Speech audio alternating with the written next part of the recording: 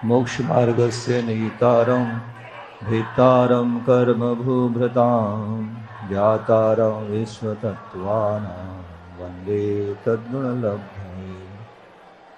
अनंतानंद सिद्ध परमेष्टि भगवंतों की, चतुर्विंशति तीर्थंकर भगवंतों की, श्री पार्श्वनाथ भगवान की, अतांश शासनायक श्री महावीर भगवान की, समस्त गणधर भगवंतों की, द्वादश जिनवाणी माता की, तीन कमनों कोटि मुनिराजों की, दीक्षा शिक्षा गुरु आचार्य श्री विद्यासागर मुनिराज की, आचार्य श्री समय सागर जी महाराज की, चतुर्वेद संघ की।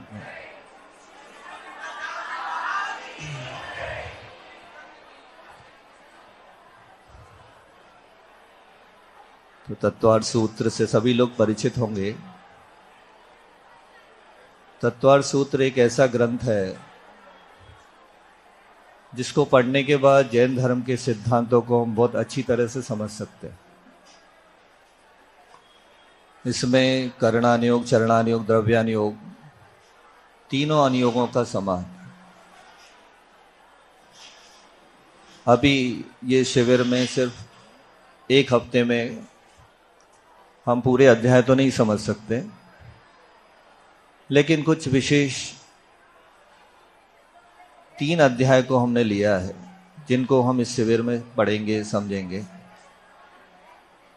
और जहां पर समझना से ज्यादा देखना जरूरी होता है, ऐसे अध्यायों को हम ले रहे हैं। तीसरा अध्याय जिसमें अधोलोक का और मध्यलोक का वर्णन है, फिर चतुर्थ अध्याय जिसमें ऊर्ध्वलोक का वर्णन है, और एक छठा अध्याय आचार्य श्री कहते हैं कि ये छठा हुआ अध्याय है। मतलब सबसे कार्य का, काम का अध्याय कौन सा है? तो छठा अध्याय। हमारे किन भावों से किन कर्मों का आश्रव होता है, उन कर्मों के कारण हम जितने दुखी हैं, परेशान हैं, वो कर्म कौन से हैं और किस कारण से बनते हैं, वो हम छठे अध्याय में पढ़ेंगे। तो शुरू करते हैं तृतीय अध्याय से। इसमें कितने सूत्र हैं? आपको स्क्रीन पर दिख रहा है कुछ?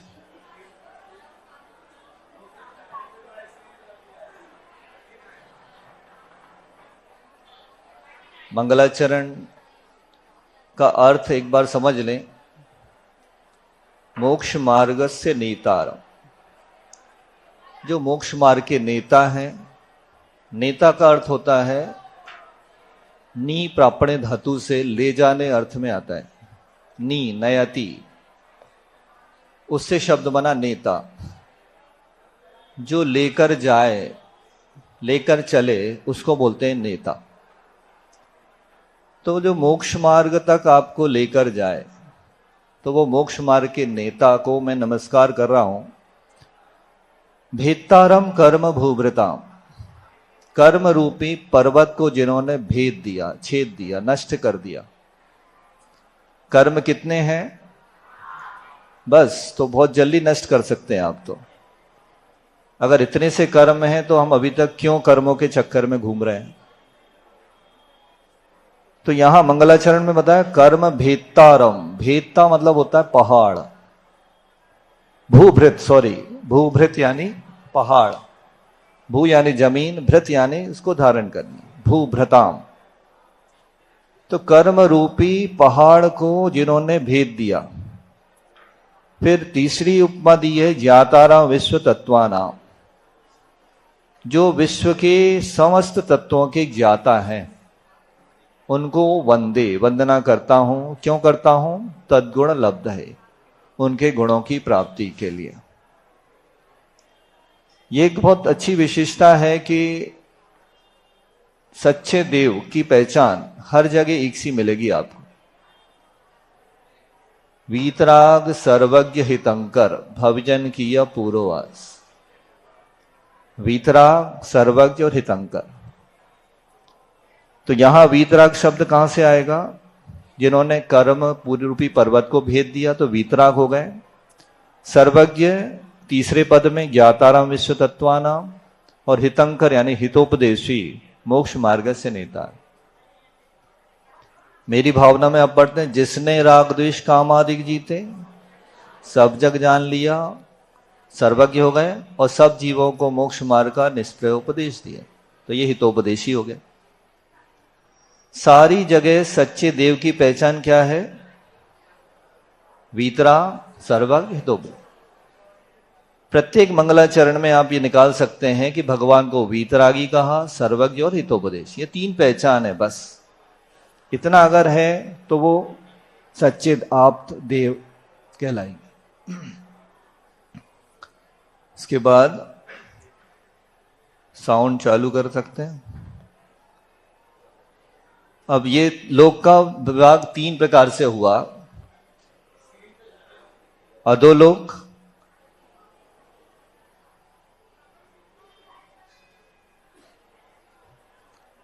मध्यलोक और ऊर्ध्वलोक।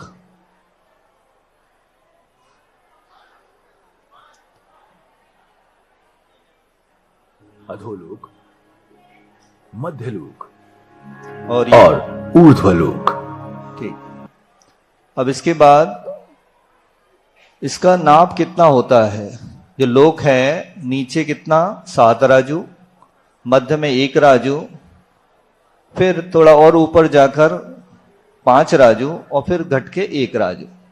ये लोक का नक्शा सभी को ज्ञात होगा।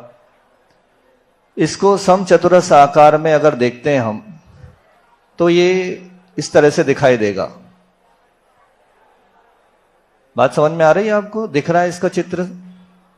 इसके बीचों बीच तृष्णाड़ी होती है जो 1 राजू बाय 1 राजू की होती है, जहां पर तृषजीव रहते हैं।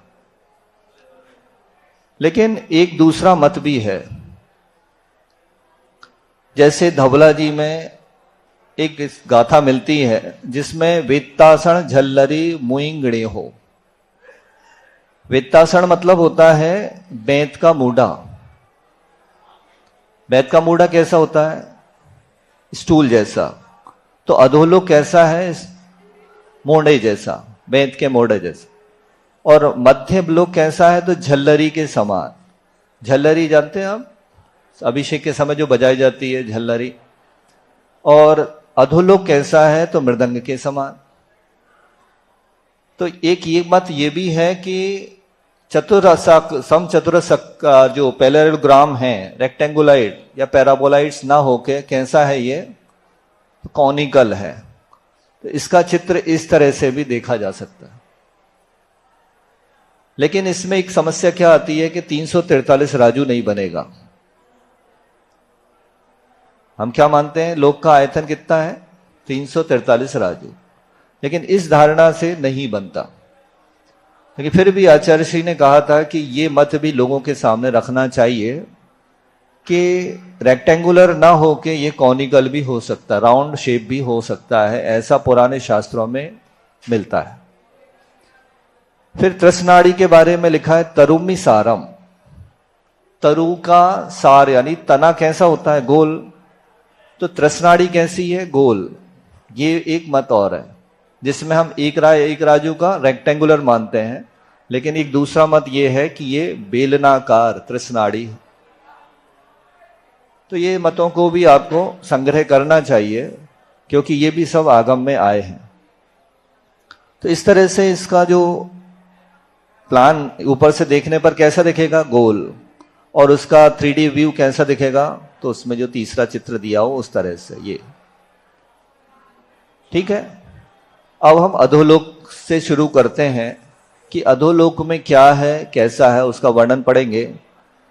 तो 7 पृथ्वियां हैं अधोलोक में। कितनी? उनके नाम बताने के लिए पहला सूत्र है रत्न शर्करा बालुका पंख धूम तमो महातमा प्रभा भूमयो घनाम्बु वाताकाश प्रतिष्ठा सप्ता धोदः। ये क्रम से है। रत्न प्रभा, शर्करा प्रभा, बालुका प्रभा, पंख प्रभा, धूम प्रभा, तम प्रभा, महातम प्रभा। ये 7 भूमियां किससे घिरी हुई है? 3 वात वलयों से। घनाम्बु वात, और आकाश के सहारे से स्थित हैं, और ये पृथ्वियां एक के नीचे एक हैं। ये अर्ध वृत्ताकार अधोलोक में 7 पृथ्वियां हैं। इसमें पहली ऊपर वाली रत्नप्रभा, शर्करा, बालुका, पंख, धूम, प्रमो, इस तरह से एक के नीचे एक है। फिर ये वात वलय पर स्थित है। भूमियां कहाँ समर्थित, आधार कहाँ है, तो ये वात वलयों पर है। पहला अंदर का जो वात वलय उसका नाम है घनोदधि। घन यानी होता है डेंस, उदधि यानी होता है जल। जहां डेंस मतलब बहुत ही घना पानी, तो वो वात वलय घनोवदधि वात वलय कहलाता है। दूसरे नंबर का वलय घन वात वलय। घन यानी होता है डेंस, वात यानी हवा, कंप्रेस्ड एयर जहां पर है उसको कहते हैं घन वात वलय। और तीसरा है तनु वात वलय। तनु यानी लाइट, हल्की हवा का जिसमें एक घेरा है, उसको कहते हैं तनु वात वलय। अब कोई प्रश्न कर सकता है कि ऐसा कैसे हो सकता है। हिंदुओं में एक मान्यता है कि वो विष्णु जी ने उसको ले रखा है, किसी ने कहा कि वो कछुए की पीठ पर है। तो लोक बिना आपकी जैन धर्म में कैसा है, निराधार है, काय पर स्थित है, तो अनंत आकाश के बीच में स्थित है। तो किस पर स्थित है, वात वलयों पर स्थित है। अब कोई प्रश्न करे सामने वाला कि वात वलय पर कैसे स्थित है, तो उनको एक उदाहरण दे कि जैसे ट्रक देखा आप लोगों ने, ट्रक या कोई भी ट्रैक्टर वगैरह, वो किस पर खड़ा रहता है, टायर्स के ऊपर। अब टायर में क्या भरा रहता है, हवा रहती है। तो जैसे हवा है तो वो कौन सा है, तनुवात वलय। और ट्यूब क्या है, तो घनवात वलय, ठीक है। और उसका टायर क्या है, तो घनोदधिवात वलय। तो ऐसे ट्रक भी कितना भारी वजन को लेके चलता है, किनके माध्यम से, टायर के माध्यम से। और टायर में क्या भरा रहता है, हवा से चलता है। तो हवा तो सब जगह है। तो ऐसे ही ये 3 लोग भी, ये 3 टायर हैं उसके, टायर, ट्यूब और हवा, उसके अंदर उससे वो स्थित है। ठीक है, कोई समस्या हो, कोई प्रश्न हो तो हाथ ऊपर कर देना, ठीक है। जिसको भी कोई प्रश्न पूछना हो पूछ सकते। फिर उन पृथ्वियों में क्या, तो कहते हैं नरक कितने हैं, बिल्कुल गलत। नरक कितने हैं, अभी क्या बताया था हमने, सप्ताधोद। ये पृथ्वियां हैं, 7 क्या है, पृथ्वी हैं। उन 7 पृथ्वियों में कितने नरक हैं, 84 लाख नरक हैं। क्या है, सूत्र में। अभी हिंदी में हम लोगों की ये धारणा बन गई पढ़ते पढ़ते कि हम 7 नरक बोल देते हैं और 84 लाख बिल बोलते हैं। जबकि सूत्र में क्या लिखा है, तासु त्रिंशत पंचविंशति पंचदश दशत्रिपंचोनैक नरक शत सहस्राणी पंचचैव यथाक्रमम। यथाक्रम यानी क्रम से 30 लाख, 25 लाख, 15 लाख, 10 लाख, 3 लाख, 5 लाख, 5 कम 1 लाख और 5 नरक हैं। कितने नरक हुए, तो टोटल करो इनको। पहले पृथ्वी में 30 लाख नरक हैं, दूसरी पृथ्वी में 25 लाख नरक हैं, तीसरी पृथ्वी में 15 लाख नरक हैं, चतुर्थ पृथ्वी में 10 लाख नरक हैं, पंचम पृथ्वी में 3 लाख नरक हैं, छठी पृथ्वी में 5 कम 1 लाख नरक हैं और 7वीं पृथ्वी में 5 लाख नरक हैं। तो उनको आप देखना पसंद करेंगे। ये इस तरह से नरक स्थित है। 30 लाख, दूसरे में 25 लाख, तीसरे में 15 लाख, चौथे में 10 लाख, पांचवें में 3 लाख, छठे में 99,995 और 7वें नरक में 5 बिल होते हैं। ये जो पटलों की संख्या भी बताई जाती है, इस प्रकार नरक के कुल 84 लाख बिल।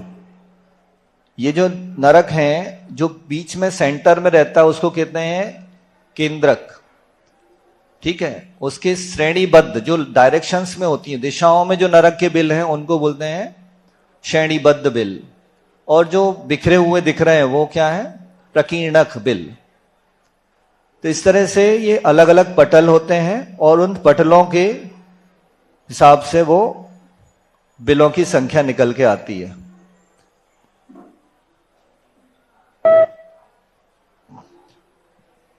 अब उसमें क्या दिक्कत है भाई, नरक में कोई प्रॉब्लम है क्या? तो वहां कौन जीव रहते हैं, क्या करते हैं, ऐसी जिज्ञासा होने पर आगे बताते हैं, नारका नित्या शुभतर लेशा परिणाम देह वेदना विक्रिया। उनमें रहने वाले जो जीव होते हैं उनको क्या बोलेंगे? नारक।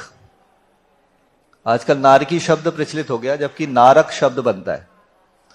तो वो नारक क्या करते हैं वहां, उनकी लेशा कैसी होती है? तो निरंतर अशुभतर होती जाती। जैसे जैसे नीचे की पृथ्वी में जाएंगे तो उनकी लेशा अशुभ से अशुभतर होती जाएगी। प्रथम पृथ्वी वालों की लेशा होती है जगन्य कापोत। कापोत यानी क्या होता है? कबूतर के रंग की लेशा। हमारे भाव ऐसे होते हैं जैसे मटमैले टाइप से। और फिर दूसरी पृथ्वी में मध्यम कापोत लेशा, तृतीय में तीव्र कापोत और जगन्य नील लेशा शुरू हो जाती है।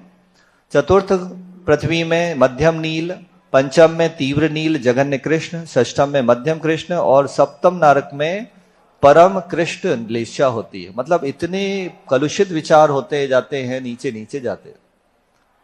फिर परिणाम यानी पांचों इंद्रियों के जो विषय हैं वो भी अशुभतर होते जाते हैं। जैसे वहां का स्पर्श, मिट्टी इतनी दुखदाई होती है कि वहां को टच करते ही, पैदा होते ही वो उछलते हैं, फिर गिरते हैं, फिर उछलते हैं। ऐसे करते करते वो बॉल की तरह गिर गिर के फिर वहां पर जब जन्म होता है उनका। स्पर्श इतना कटु होता है। रस, वहां का जो टेस्ट होता है मिट्टी आदि का, वो भी इतना गंदा और अशुभतर गंदा गंदा ही होता जाता है नीचे नीचे की पृथ्वियों में। फिर गंध, वहां की गंध इतनी गंदी होती है कि वहां का एक कण यदि जम्बूद्वीप में आ जाए तो पूरे जम्बूद्वीप के प्राणी समाप्त हो जाएं। और वर्ण, वहां के कलर्स भी इतने खराब होते हैं, सारे लोग बीभत्स गंदे गंदे, कोई भी वहां कोई सुंदरता दिखाई नहीं देती। ऐसी आवाज भी वहां इतनी भयानक आवाजें आती रहती हैं। और जैसे जैसे हम नीचे की पृथ्वियों में जाएंगे वो आवाजें और खतरनाक होती जाती हैं। इसी तरह वहां की देह भी अशुभतर होती जाती है। शरीर जैसा है वहां पर, बहुत ही विक्रिय शरीर रहता है, लेकिन इतना गंदा, इतना बीभत्स, उसमें मांस मज्जा पीव बहती रहती है। कोढ़ और उदुम्बर कोढ़, गलित कुष्ठ जैसे रोग वहां पर बने रहते हैं, दिखते रहते हैं सबको। वेदना भी बढ़ती जाती है वहां पर। जैसे पहले नरक से लेके चौथे नरक के या पांचवें नरक के दूसरे 2/3 भाग तक उष्ण वेदना होती है, गर्मी गर्मी बढ़ती जाती है। और फिर पांचवें नरक के 1/3 भाग से लेकर छठे और सातवें नरक में शीत वेदना होती है।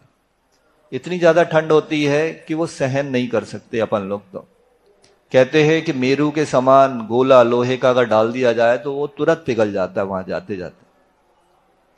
और विक्रिया भी वहां पर अशुभतर होती जाती है। विक्रिया माने क्या करते हैं? जैसे आप लोग सुंदर बनने के लिए मेकअप करते हैं ना, तो जितना सुंदर बनने के लिए जितना मेकअप करते हैं उतने और गंदे दिखते जाते हैं। तो ये विक्रिया एक तरह से वहां जो शरीर आदि है, रूप आदि है, वो नीचे नीचे की पृथ्वियों में बिगड़ता जाता है, गंदा गंदा होता जाता है।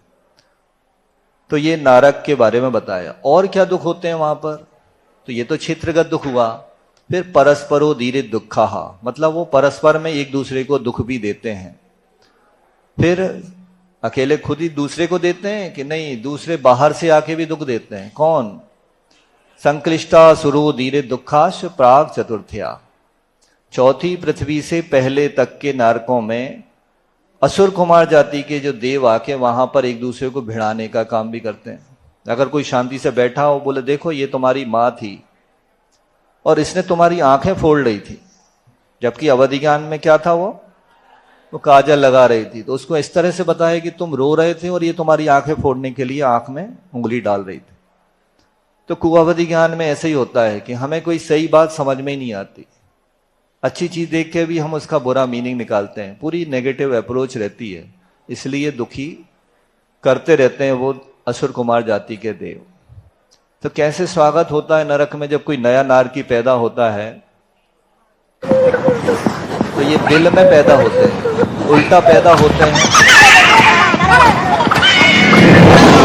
उनके शरीर के टुकड़े टुकड़े कर डालते हैं और शरीर भी गल के पारे के समान हो जाते हैं।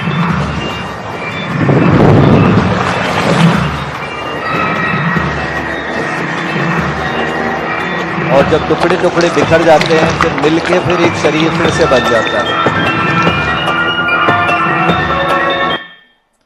और एक दूसरे को दुख कैसे देते हैं वो ये रात्रि में भोजन किया, नॉनवेज खाया, दारू पी,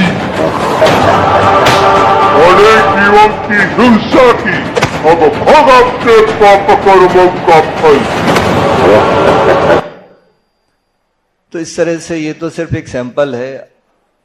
इसका वर्णन कल हम लोग गौरांग चरित्र में पढ़ रहे थे तो पूरा एक सर्ग ही सीखा था किस तरह के भयानक से भयानक दुख एक दूसरे को देते हैं। वहां पर जो पेड़ होते हैं उनकी छाया में जाके बैठते हैं तो उनके पत्ते तलवार की तरह गिर के हाथ पैर काट देते हैं। नदियों में खून पीप की नदियां बहती हैं, प्यास इतनी लगती है कि वो उसको तक पीने के लिए मजबूर हो जाते हैं, खाने के लिए कुछ मिलता नहीं। पेड़ों में जो फल होते हैं वो लोहे की तरह गिरते उनके ऊपर, वो घायल हो जाते हैं। इतने भयानक दुख हम सहन करके आ चुके हैं और अभी भी हम यही काम करेंगे तो फिर से हमें वहां जाना पड़े। तो इसलिए थोड़ा सा समझ ले इसको। अब वहां कितने समय तक रहना पड़ सकता है? वहां आत्महत्या कर सकते हैं क्या? वहां आत्महत्या हो ही नहीं सकती। जितने समय तक आपकी आयु वहां पर है वहां तक रुकना पड़ेगा। कितनी आयु होती है? तो उसके लिए सूत्र है तेष वेकत्री सप्तदश द्वाविंशति त्रयस्त्रिंशत् सागरोपमा सत्वानाम परास्थिति ही।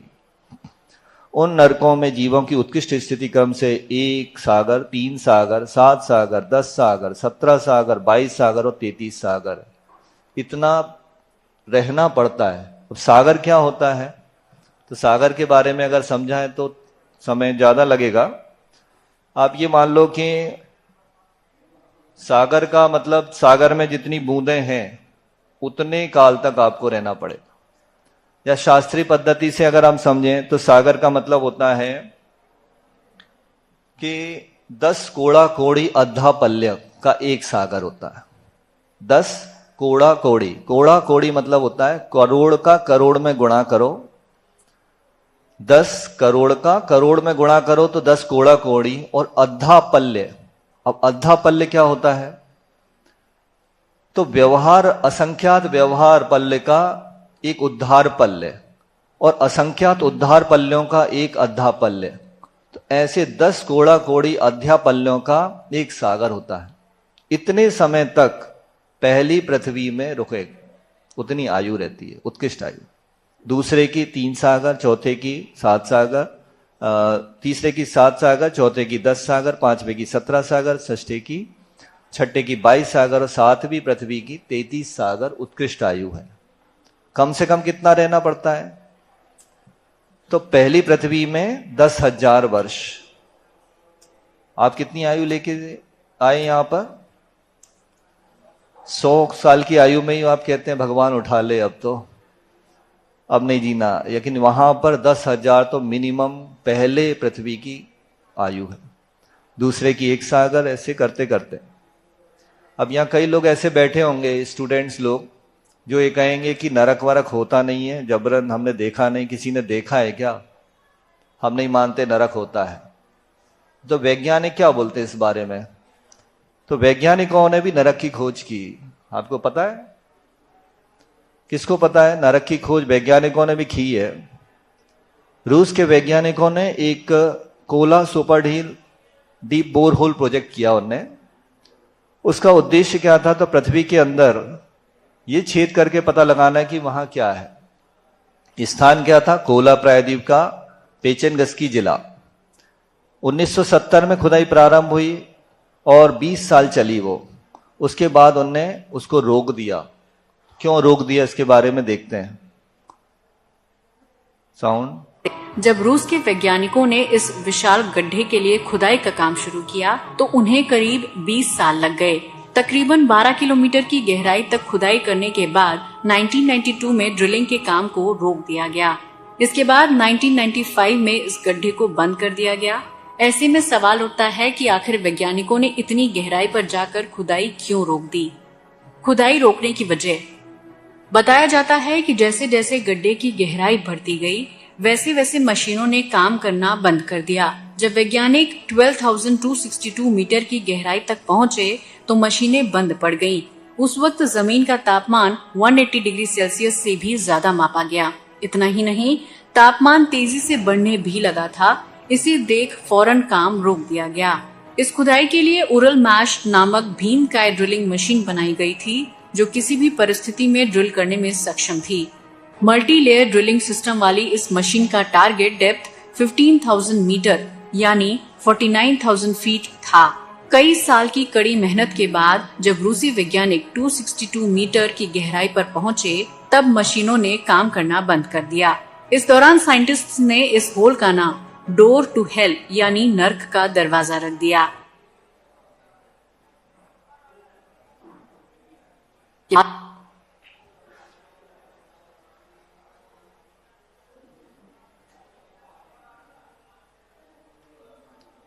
नरक का दरवाजा मतलब नरक वहां से पहुंचा जा सकता है, और इसमें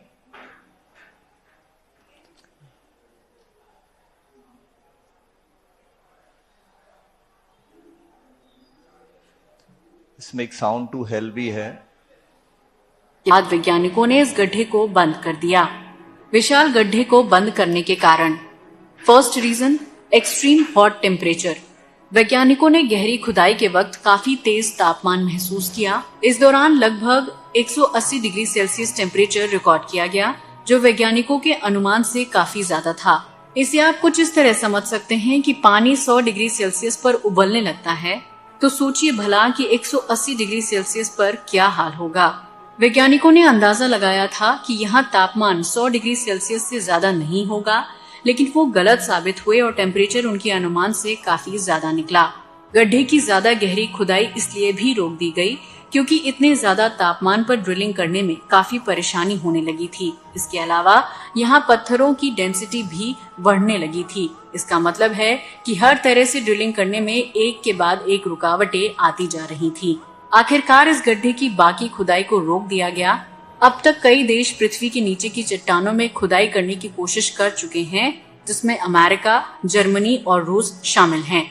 सेकेंड रीजन, इस गड्ढे को काफी मजबूती से न सिर्फ बंद किया गया बल्कि इसे पूरी तरह से सील भी कर दिया गया था। ऐसा इसलिए किया गया ताकि कोई इस प्रोजेक्ट को फिर से शुरू ना कर सके। कुछ लोगों का कहना है कि वैज्ञानिकों को इसकी खुदाई के दौरान कुछ ऐसा मिला जो काफी चौंकाने वाला था। उन्हें यहाँ नर्क मिला।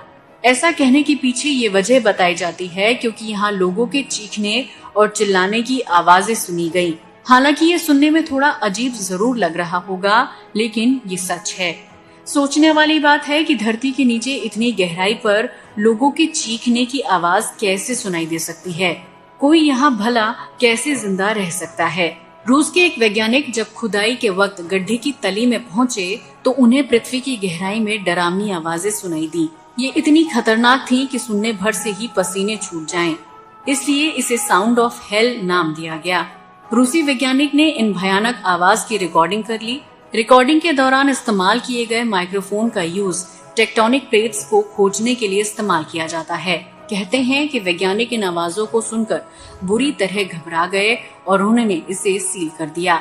उन्हें डर था कहीं वो गड्ढे को खोदने के दौरान नर्क के रास्ते न पहुंच जाएं। ये आवाज कुछ ऐसी थी जैसे इंसानों पर जुल्म, अत्याचार ढाए जा रहे हों। आइए आपको भी सुनवाते हैं ये आवाजें कैसी थी।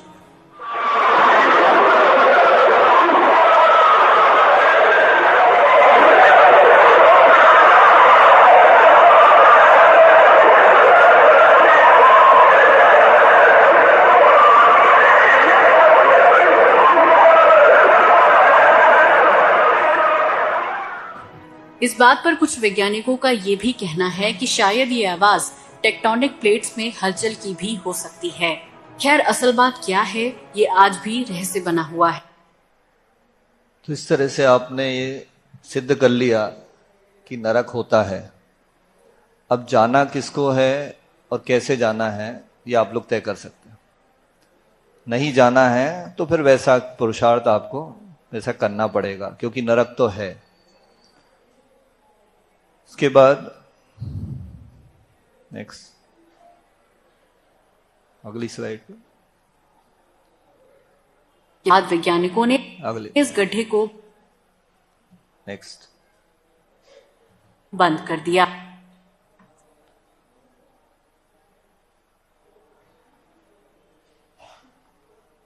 तो ये तो हुई अधोलोक की बात। अब हम मध्य लोक में आते हैं। नीचे से निकल के अब ऊपर आ गए। शांति मिली आपको? ठीक है। तो मध्य लोक में हम लोग रहते हैं। कहाँ रहते हैं? उस द्वीप का नाम है जम्बू द्वीप। उसके बारे में थोड़ा सा परिचय लेते हैं। जम्बू द्वीप लवणो दादय शुभ नामानो द्वीप समुद्राः। जम्बू द्वीप आदि शुभ नाम वाले और लवणो आदि शुभ नाम वाले समुद्र हैं मध्यलोक में। कैसे हैं वो? द्विर्द्विर विष्कंभा पूर्व पूर्व प्रक्षेपणों बलियाकृतियां। वे एक दूसरे को घेरे हुए हैं। जैसे सेंटर में जम्बू द्वीप है, उसको घेरे हुए एक समुद्र है जिसका नाम है लवण समुद्र। उसको घेरे हुए एक द्वीप है, उसका नाम क्या है? धातकी।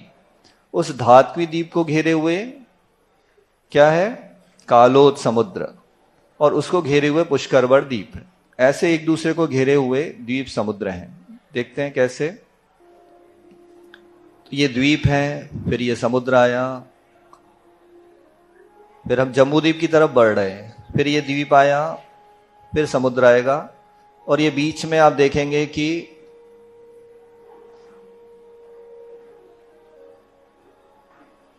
दिख रहा है आपको? बीच में सुमेरु पर्वत है और उसके चक्कर कौन लगा रहे हैं? सूर्य और चंद्रमा। दो सूर्य और चंद्रमा।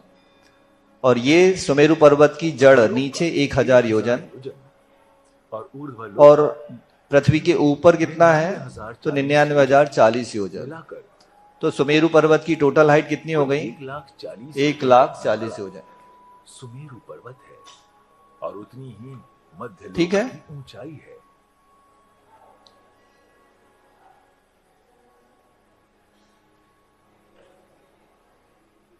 और ऊपर क्या दिख रहा है? ये सुमेरु पर्वत की चूलिका, इससे एक बाल ऊपर है प्रथम स्वर्ग का ऋजु विमान। ये जो ऊपर दिख रहा है ये क्या है? ये प्रथम स्वर्ग का ऋजु विमान है। यहां से स्वर्ग शुरू हो जाता है और बीच में ये सुमेरु पर्वत है और नीचे ये जो दिख रहा है ये कौन सा? जम्बू द्वीप है और इसमें क्षेत्र और नदियां वगैरह दिख रहे हैं। और ये दो रेड कलर जो दिख रहे हैं वो क्या है? 2 सूर्य हैं और जो दूध वो चंद्रमा है। ठीक है।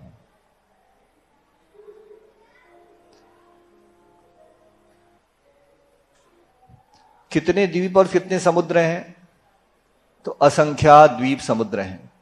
हमारे आचार्यों ने कुछ शुरू के नाम दे दिए, कुछ पीछे के नाम दे दिए। बीच के नाम ना लिख सकते हैं ना याद रख सकते हैं, लेकिन इतने याद रखना भी एक बहुत बड़ा चैलेंज है कि पहला द्वीप कौन सा है? जम्बू द्वीप। भीतर से शुरू करें तो उसको घेरे हुए लवण समुद्र, फिर धातकी खंड, फिर कालोद समुद्र, फिर पुष्करवर द्वीप, पुष्करवर समुद्र, फिर वारुणीवर द्वीप, वारुणीवर समुद्र, क्षीरवर द्वीप, क्षीरवर समुद्र, घृतवर द्वीप, घृतवर समुद्र, इक्षुवर द्वीप, इक्षुवर समुद्र। और 8वां द्वीप सबको याद है। 8वां द्वीप कौन सा है? नंदीश्वर द्वीप 8वें नंबर पे है। और उसको घेरे हुए कौन सा समुद्र?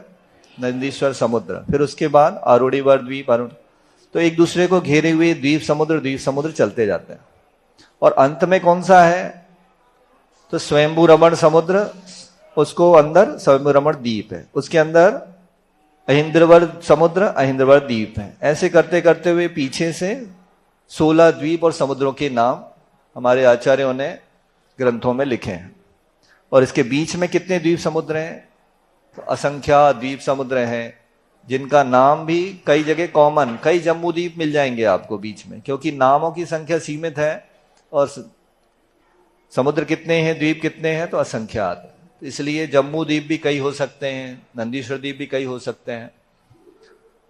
फिर इसके बाद जम्बू द्वीप की चर्चा करते हैं। तन मध्य मेरु नाभिर्वृत्त योजन शत सहस्र विष्कंभो जम्बू द्वीप है। और सबके बीचों बीच जम्बू द्वीप है, उसके नाभि के समान गोल मेरु पर्वत है। 1,00,000 योजन का जम्बू द्वीप है। अब उन द्वीप में कुछ विभाजन भी है, तो वो किससे हैं? तो भरत हेमवत हरिविदे रम्यक हैरणवत ऐरावत वर्षा क्षेत्राणी, 7 क्षेत्र हैं। वो कैसे डिवाइड किए गए हैं? तो पर्वतों के माध्यम से डिवाइड किए गए हैं। अब इसके लिए भी आप ये दूसरा एनिमेशन देखो, इसमें ये सुमेरु पर्वत दिख रहा है, ये चूलिका है सुमेरु पर्वत की, रत्न जड़ित पर्वत है, ये नदियां बह रही हैं और ये तालाब हैं, इन तालाबों में कमल हैं। ये सब वर्णन हमारे उसमें दिया गया है। और इनके नाम क्या हैं? तो भरत हेमवत हरिविदे रम्य के क्षेत्रों के नाम हैं, फिर हिमवन महाहिमन आदि ये पर्वतों के नाम है जिनसे ये विभाजित हैं। साउंड बंद है ना? चलो ठीक है। तो ये बीच में ये विदिक क्षेत्र है और उस साइड विदिक क्षेत्र के इस साइड जो है सेम, जैसे मिरर इमेज कहते हैं उसको, सेम वैसे के वैसी रचना है।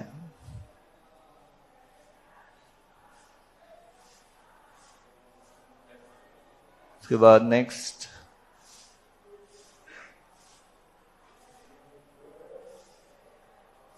अब लोग ये प्रश्न कर सकते हैं कि पृथ्वी आप फ्लैट बता रहे हैं,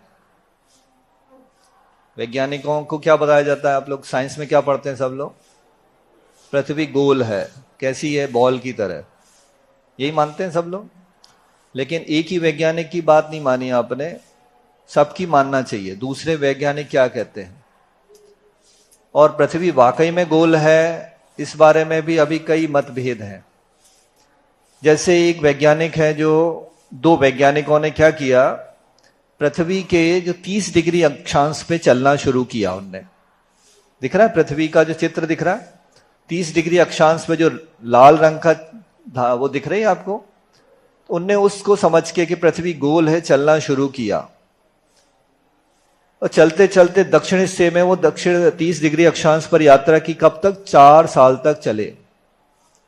कितना चल गए वो? 40,000 मील की दूरी उनने तय की। तो उनको वापस उसी जगह आ जाना चाहिए था घूम के। क्यों? क्योंकि उसकी परिधि कितनी है? मात्र 10,700 मील है। 30 डिग्री अक्षांश पे पृथ्वी की परिधि कितनी है? 10,700 मील है। तो इस हिसाब से उनने 40,000 मील चल गए, तो 4 बार उनको 4 चक्कर लग जाने चाहिए थे। लेकिन कभी तक वो अपने प्रथम स्थान जहां से चले थे वहां नहीं आ पाए। इससे क्या सिद्ध हो रहा है? पृथ्वी गोल होती तो घूम के वापस आ जाते वो, लेकिन उनने 40,000 मील चल गए, लेकिन फिर भी वो वापस उस जगह पे नहीं आया जहां से चले थे। एग्जैक्ट 30 डिग्री पे ही घूमना शुरू किया था उनने। क्यों नहीं आए? क्योंकि पृथ्वी फ्लैट है। ऐसे ही और भी इसके प्रूफ हैं। जैसे एक एरिक डोबे की किताब है, इसका यूट्यूब पे लगभग 18 घंटे का वीडियो है, वहां से आप देख सकते हैं या फिर ये किताब परचेस कर सकते हैं। इसका टाइटल है 200 proofs earth is not a spinning ball. इन्हें 200 प्रमाण दिए हैं जो ये सिद्ध करते हैं कि पृथ्वी गोल गेंद की तरह नहीं है। कुछ इसमें एग्जाम्पल दिए हैं, जैसे वाटर ऑलवेज लाइज फ्लैट। अगर पृथ्वी अगर गोल है तो उसका लेवल भी गोल ही होना चाहिए, लेकिन पानी तो हमेशा फ्लैट दिखता है। तो इसके बाद ब्रिज जो बनाए जाते हैं, अगर आर्च ब्रिज बनाए जाएंगे तो टूट जाएंगे, क्योंकि आर्च ब्रिज में तो गोल पृथ्वी पे तो बन ही नहीं सकता, फ्लैट ब्रिज ही बन पाएंगे। तो दोनों तरह के ब्रिज बनाए जाते हैं। फिर जो डिस्टेंस मेजर करते हैं लेजर के माध्यम से, वो पृथ्वी को इस फ्लैट मान के ही किया जाता है। अगर गोल होती तो हम उसका डिस्टेंस सही मेजर ही नहीं कर पाते लेजर के माध्यम से। फिर नासा के कुछ चित्र जो आए थे, पहले चित्र कुछ आए और रिसर्च फ्लैट अर्थ ने कुछ और चित्र दिए। मतलब यहां भी जो चित्र आ रहे हैं उसमें अंतर क्यों है? अच्छा, एक चीज ये तो सबने पढ़ी होगी बचपन में ही कि बीच में सूर्य है, फिर मरकुरी, वीनस, अर्थ, मार्स, जुपिटर्स, ऐसे पूरे 9 ग्रह हैं। अब प्लूटो को खत्म कर दिया। पहले हमने एग्जाम में प्लूटो नहीं लिखा था तो मार्क्स काट लिए थे हमारे। अब कोई प्लूटो लिख देता है तो मार्क्स काट लेते हैं। तो ये गजब है साइंस के साथ आज का। यहां एक बहुत बड़ा प्रश्न है कि जैसे पृथ्वी वीनस और मार्स के बीच में है, दिख रहा है आपको? वीनस और मार्स के बीच में अर्थ है, तो सूर्य की तरफ वीनस पड़ेगा, तो दिन में हमें वीनस दिखना चाहिए। जब सूर्य दिख रहा है तो वीनस भी दिखना चाहिए। मार्स दिखना चाहिए क्या? नहीं दिखेगा, क्योंकि वो पीछे है, सूर्य के विपरीत दिशा में है, लेकिन दिखता है। और रात में जब हमारा पृथ्वी का मुख मार्स की तरफ होगा तो हमें वीनस दिखना चाहिए क्या? नहीं दिखना चाहिए। अगर वो दिखेगा तो सूर्य भी दिखना चाहिए, वो भी दिखता है। इसका मतलब ये जो क्रम याद कराया गया ये सब गपोड़ियाई है, काल्पनिक है। तो साइंस वालों से ये प्रश्न करना चाहिए कि भाई आपका ये वीनस और मार्स, मरकुरी रात में क्यों दिखते हैं? How can we see Mercury and Venus at night, जबकि वो सूर्य की तरफ है। बात समझ में आई कि नहीं आई? लॉजिक समझ में आया आपको? ऐसे ही स्विस कनाल, एक नहर बनाई गई रेड सी और मेडिटेरियन सी के बीच में, 100 मील लंबी, उसकी 450 फीट चौड़ी और 50 फीट गहरी थी। इसका प्रोजेक्ट जो इंग्लैंड के इंजीनियर्स ने लिया तो उनने मना कर दिया कि ऐसी कोई नहर बनी नहीं सकती। क्यों? क्योंकि ये बीच में नहर बनाएंगे तो ये पृथ्वी गोल है तो ये फट जाएगी, इस तरह से ये नहर टूट जाएगी, क्योंकि पृथ्वी गोल मान रहे थे वो। फिर यही प्रोजेक्ट फ्रांस के वैज्ञानिकों को दिया गया, फ्रांस के इंजीनियर्स को दिया गया यही प्रोजेक्ट, तो उनने स्विस कनाल फ्लैट मान के अर्थ को और बना दी।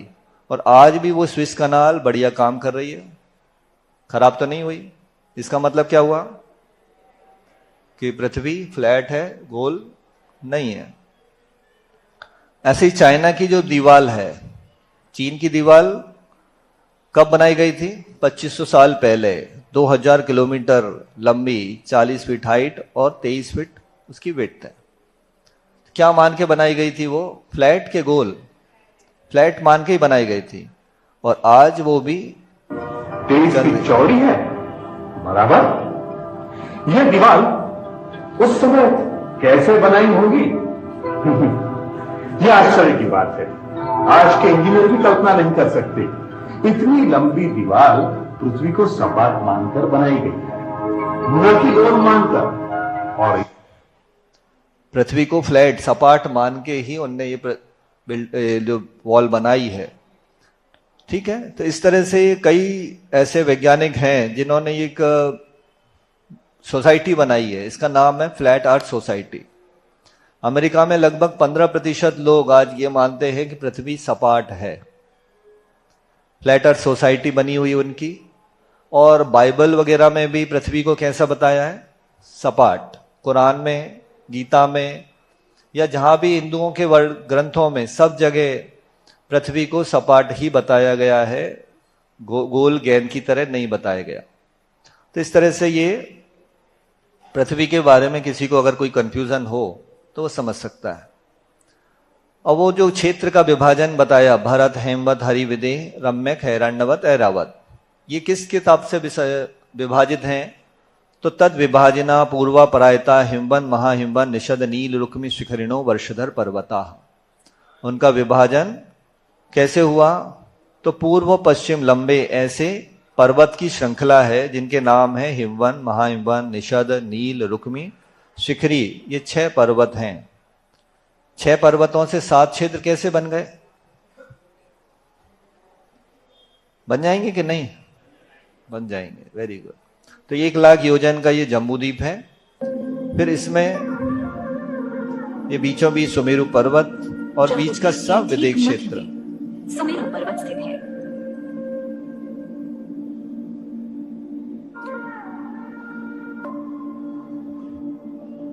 दिख रहा है आपको? जम्बूद्वीप पूरा गोल सुमेरु पर्वत फ्लैट दक्षिण दिशा से समुद्र के बीच में। क्रमशः भारत, हेमवत, ये हेमवत क्षेत्र है, हरि, फिर हरि क्षेत्र है, विदेह, विदेह क्षेत्र है,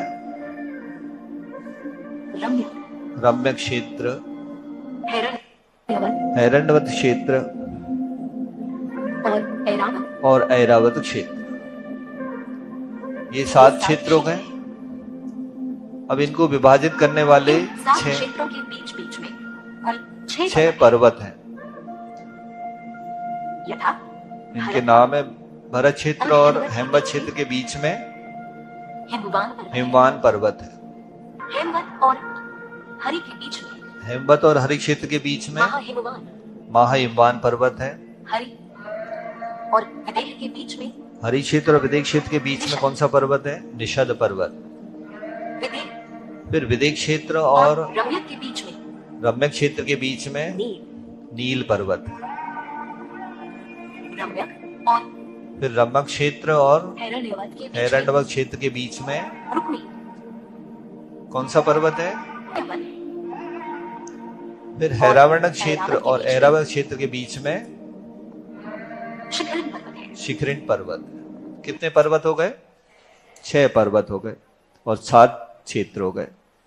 ठीक है, अब उन पर्वतों के बारे में बताते हैं कि हेमार्जुन तपनीय वैडूर रजत हेम मया, वो पर्वत कैसे हैं? तो पहला जो पर्वत बताया था कौन सा? हिमवन। वो कैसा है? सोने जैसा, सोने का बना हुआ। दूसरा महाहिमवन चांदी का, फिर तपाए हुए सोने का, फिर वैडूर मणि का, फिर चांदी और सोना इनके मय है। आचार्य कहते हैं इसमें जो मया लिखा है, मया मतलब ऐसा नहीं कि ऊपर से उनका रंग वैसा है, वो हेममय है, मतलब पूरे स्वर्णमय ही है। और क्या विशेषता है उन पर्वतों की कि इनके पार्श्व मणि विचित्र पार्श्व ऊपर ये मूले चतुल्य विस्तारा, इनके पार्श्व भाग में मतलब इनके साइड में बाजू में मणियां खचित हैं उन पर्वतों में। और कैसे हैं वे? ऊपर, मध्य में और मूल में समान विस्तार वाले। आप सोचेंगे पर्वत तो ऐसे होते हैं, लेकिन ये तो ऐसे बता रहे हैं, बराबर हैं, तो ऐसे हो सकते हैं क्या पर्वत? तो इसका रीजन हम आपको बताते हैं कि पर्वत ऐसे कब हो जाते हैं। तो जब वेदरिंग इफेक्ट बोलते हैं इसको, कि हवा चलती है, पानी गिरता है, तो ऊपर ऊपर की हवा उसको कण को ले जाती है। तो पर्वत अगर ऐसा भी है और तेज हवा, पानी की बौछार और तेज धूप पड़ने से वो पर्वत टूटने लगते हैं, टूटते हैं और हवा उनके पत्थरों को लेकर नीचे सेडिमेंटेशन करती है, तो पर्वत की शिखर ऐसी हो जाती है। जबकि ओरिजिनली पर्वत कैसे होते हैं? तो मण ऊपर नीचे और मध्य में समान विस्तार वाले होते हैं। और उन पर्वतों पर क्या है? तो पद्म महापद्म तिगिंच केसरी महापुंडरीक पुंडरीका हृदास तेषाम उपरी, उन पर्वतों के ऊपर तालाब है। हर पर्वत के ऊपर एक एक तालाब है जिनके नाम है पद्म, महापद्म, तिगिंच, केसरी, महापुंडरीक और पुंडरीक। आप सोचेंगे कि पर्वतों के ऊपर तालाब कैसे हो सकते हैं? हो सकते हैं कि नहीं? अमरकंटक गए आप लोग? नदियां कहां से निकली? पर्वत के ऊपर से कि नीचे से? ऊपर से। कितनी नदी निकली अमरकंटक से? 3 नदियां। कौन कौन सी? है नर्मदा, सोन और जोहिला। 3 नदियां वहां से निकली हैं। ऐसे हिमालय से जो 5 नदियां निकली हैं, पंजाब नाम पड़ा कैसे? पंच और आब, आब यानी पानी, पंच धन आब बन गया पंजाब। तो पंच आब मतलब 5 नदियां जहां से बहती हैं, कहां से निकली? वो हिमालय के पर्वतों से निकली हैं। जो याद है आपको कौन कौन सी नदियां? गंगा, सिंधु, चलो ये अपने कोर्स से बाहर की बात है अभी। तो इन पर्वतों के ऊपर पर्वतों के ऊपर तालाब हैं, उन तालाब से नदियां निकली हैं। तो इसको हम चित्र के माध्यम से समझ सकते हैं। ये पर्वत हैं सोने के रंग के, चांदी के, स्वर्ण सदृश, ऊंचाई 100 योजन है। हिमन पर्वत 100 योजन ऊंचा है, महाहिमवान का वर्ण चांदी सदृश, से दुगना हो गया ऊंचाई 200 200 योजन। योजन। फिर ये तपाए हुए स्वर्ण के समान तीसरा निषद पर्वत का वर्ण तपाए हुए स्वर्ण सदृश और ऊंचाई 400 योजन है।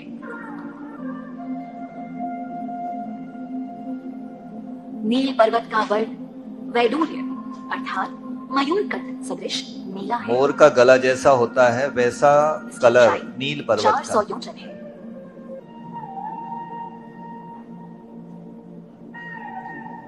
रुक्मी पर्वत का वर्ण चांदी सदृश रुक्मी माने चांदी भी होता है। और ऊंचाई 200 योजन है। इसमें एक चीज आपने गौर की कि जैसे जैसे हम सुमेरु पर्वत की तरफ बढ़ते हैं सब डबल डबल होता जाता है, और जैसे सुमेरु पर्वत से दूर जाते हैं आधा आधा हो जाता है। इसके बारे में भी सूत्र आएगा आगे। तो ये जो बीच में पर्वत ने क्षेत्रों का विभाजन कर दिया, हिमवान पर्वत पर पद्म नामक सरोवर है। पद्म सरोवर हिमवान पर्वत, महाहिमवान पर महापद्म, महापद्म नाम का महाहिमवान पर, निषद पर तिगिंच, तिगिंच सरोवर है निषद पर्वत पर।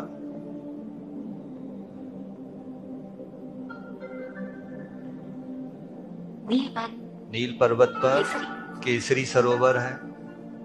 रुक्मी पर, रुक्मी पर्वत के ऊपर महापुंडरीक सरोवर है, तथा शिखरित पर शिखरिन पर्वत के ऊपर पुंडरीक पुंडरीक नाम नाम का का सरोवर है। उन सरोवरों में क्या है तो उनका साइज भी बताया। प्रथमो योजन सहस्रायमास तदर्थ विष्कंभो हृदय। पहला तालाब कितना 1000 योजन लंबा, उससे आधा चौड़ा और 10 योजन आवक आहा, मतलब उसकी गहराई कितनी है 10 योजन गहरा। तन मध्य योजनम पुष्करम, उन तालाबों के बीच में 1 योजन का बड़ा कमल है।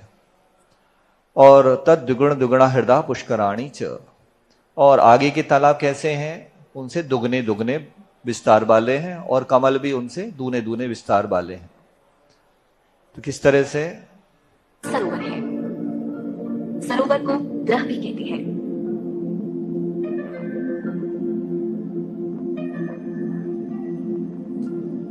एक अकेला तालाब सभी नहीं है, ग्रहों की लंबाई अपने कई पर्वत सारे की कमल ऊंचाई से 10 गुना है, और चौड़ाई अपने पर्वत की ऊंचाई से 5 गुना है। ये सूत्र दे दिया उन्होंने, चौड़ाई 10 गुनी और 5 तथा सभी सरोवरों की गहराई अपने पर्वत की ऊंचाई के 10वें भाग प्रमाण है। 10वें भाग गहराई हो गई सरोवर की पर्वत की ऊंचाई से।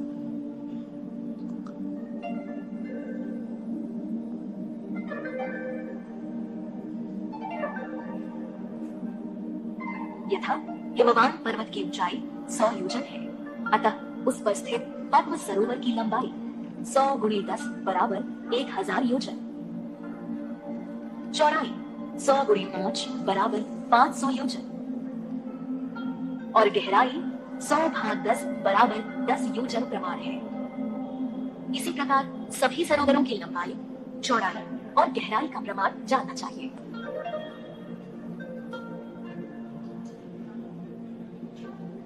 सरोवरों में स्थित कमलों की ऊंचाई एवं चौड़ाई सरोवरों की गहराई के 10वें भाग प्रमाण है।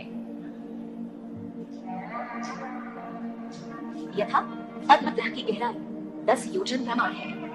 10 भाग 10 बराबर 1, अतः पद्म ग्रह में रहने वाले कमल की ऊंचाई एवं चौड़ाई दोनों 1-1 योजन प्रमाण है। इसी तरह सभी ग्रहों के कमलों की ऊंचाई एवं चौड़ाई जाननी चाहिए। तो इतना पर्याप्त है, आज समय हो गया है। इसके आगे का हम सभी बैठे रहेंगे अपने